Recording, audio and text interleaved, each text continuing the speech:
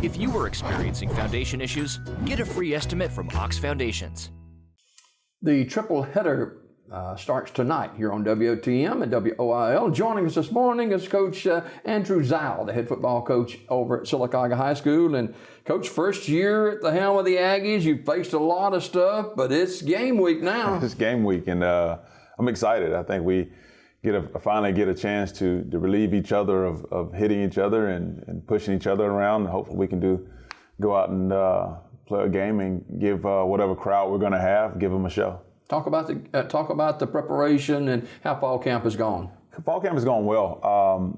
We've had our ups and downs, of course, and we've had our opportunity to get out there and coach these boys hard. But I tell you what, trying to work around still the whole COVID thing and we had our white towel scrimmage and no fans could be there, and so that was a challenge. But our kids have really responded well. They do a great job of understanding our separation. So hopefully we do well with that. Players and coaches feed off of energy, feed off of energy of the crowd. And not to have the crowd there is just seemed like not even unchristian-like. Yeah. Well, it's different. And I think our team understands what we're up against. But it's definitely one of those things where we have to really continue to work and do what we do well. And regardless of who's in the stands, we have to go play a football game. And our team understands that. Well, Leeds comes to town tomorrow night, first game of the season for the Aggies. Talk about some players that have stepped up this fall. Yeah, we've had guys like our Luke Vincent has done a great job at wide receiver. Jeremiah Varner has done a great job. Of course, Malik Pope has done a great job. Our quarterback, our front line, I praise those guys every day. So hopefully they'll continue to do what they do. And our defense has done a great job too. We got some new guys moving around over there. Hudson Hodges, our Mike linebacker, so hopefully he'll continue to improve. The strength, the physical strength in high school football has just changed so much over the years. If you're not strong, you're not going to win. That's right, and you have to continue to really push your guys in the weight room. We've done that. We've continued to give them those days in the weight room, but it's going to be a challenge with what we have now with not having enough days in the school and trying to get guys that's there on Monday, Tuesday versus guys that are there on Thursday, Fridays. So we're continuing to work that out, and hopefully we'll do that here soon. What about your philosophy as far as being at the helm of Sylacauga the first year, a lot of newness, but what can people expect?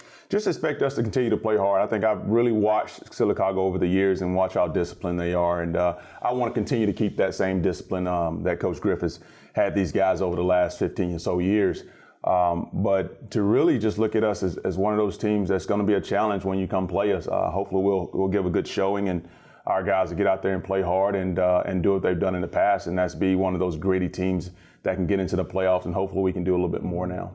You've never had to do this before, but you've got an opening game with so many firsts with COVID-19, and it's not just about coaching a football team. No, it's not. It's working around the whole thing. I mean, it's working around still admin stuff you have to get done, and still trying to get kids to get back in and get some of that paperwork turned in. That's been a booger this week.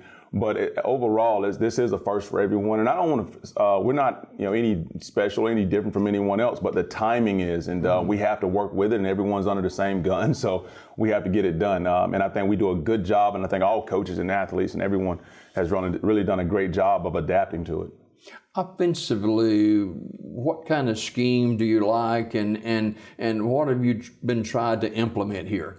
Yeah, the biggest thing is trying to get our guys to, our quarterback for sure, is to distribute the ball and making sure everyone gets the opportunity to touch the ball, and that's being as balanced as possible, whether it be in the run game, passing game, or whatever we may be doing. But we definitely have to be a balanced offense, and if we can do that, we'll be fine. I mean, you can really put us in the spread category, but we run the ball and we do some other things out of the I would say we're probably multiple other than a spread or a run-oriented team. So we try to do a lot of things with our athletes and get everyone the ball. And defensively, early in the season, has always been said, you win with defense, especially early. That's right. I think our defense has done a great job. They've challenged us over the past few weeks, and we've done a good job of making sure that our guys understand where they're supposed to be and go out there and play football and have fun, fly around and get some things done.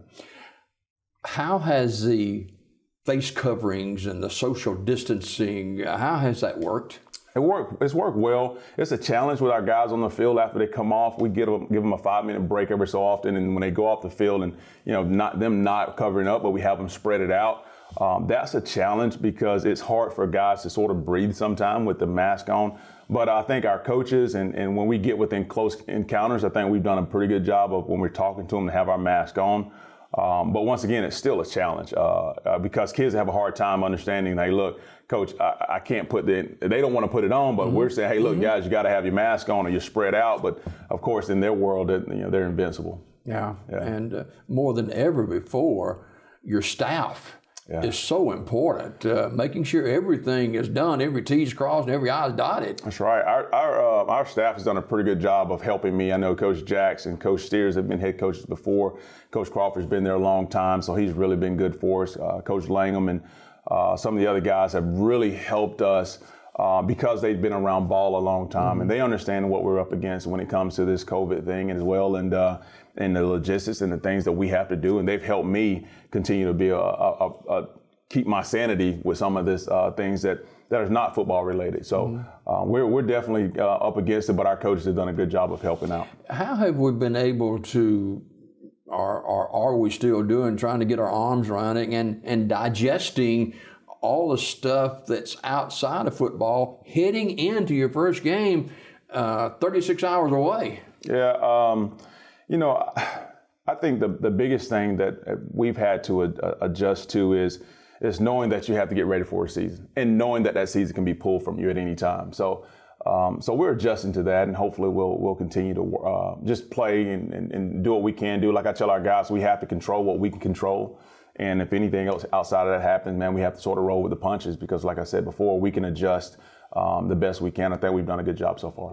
And I'm sure it'll flow better as the game goes along with getting the kind of tweaking the timeouts. But I'm sure that first timeout is going to be kind of, whoa. It's going to be different. That one. We're prepared for it, actually. We've worked it. And we're going to work it again today and making sure our guys know where to go and what we're doing. And we got, like I said, we have chairs spread out all over the place, but our guys understand we got a little plan of what, who's going to have water, what size the water is going to be for our guys to really chug a little bit and get on back. We sort of planned that out, and that's been something that we've worked on in the last, few days. Finally, this morning, Coach Andrew Zile, the head football coach at Sylacauga, for another minute or two. Last year was a big senior-laden team for Sylacauga.